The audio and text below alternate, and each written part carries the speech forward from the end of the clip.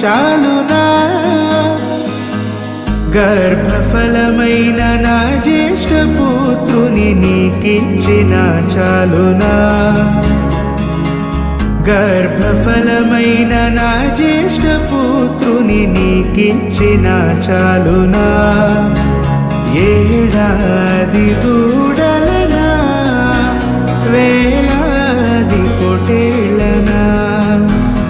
ఏడాది దూడలనా